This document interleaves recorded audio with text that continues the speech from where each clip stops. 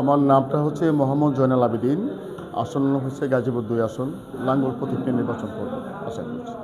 গাজীপুর 2 আসন থেকে আপনি জেতার ব্যাপারে কতটুকু আশাবাদী? গাজীপুর 2 আসন থেকে জেতার ব্যাপারে আমি 100% আশাবাদী, যদি সুষ্ঠু নির্বাচন হয়।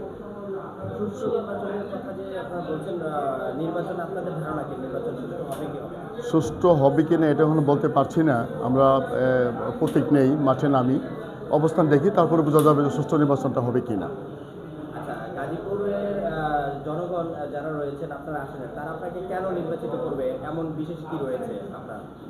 জনগণ আমাকে নির্বাচিত করবে এই জন্য, আমার ইন্ডাস্ট্রিয়াল এলাকা, আমার বাড়ি টঙ্গীতে, আমার বাসায়, এবং আমি সবার বিপদ আপদে আমি তাদের পাশে আছি। সাধারণ শ্রমিক যারা আছে এদের সুখে দুঃখে সবসময় তাদের পাশে আমি আছি। এবং আমাদের গাজীপুরটা শ্রমিক দিয়ে আমাদের গাজীপুরটা গড়া, শ্রমিকদের সমর্থনটা ইনশাল্লাহ আমি পাবো বলে আশা করছি।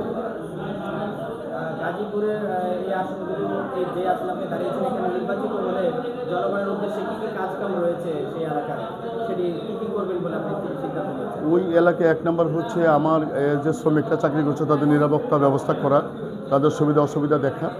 আর একটু হচ্ছে যে আমাদের গাজীপুরে যে কাজগুলো অসমাপ্তি অবস্থা আছে এগুলো সমাপ্তি করা। আচ্ছা, আপনার হলো নির্বাচনকে কেন্দ্র করে যে পরিবেশ, অন্যান্য যে প্রার্থীরা রয়েছে সেই প্রার্থীর মধ্যে আপনিও একজন প্রার্থী।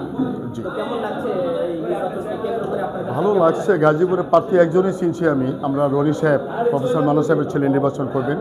ওটি মাথায় কাজ করছে, আর কাউকে দেখছি না। আর আমি লাঙ্গল প্রতীক নিয়ে মাঠে কাজ করবো, তার পাশে নামবো আর কি, এটুকুই জানি। এরপরে প্রার্থীগুলো আমি মাঠে দেখিনি। ধন্যবাদ।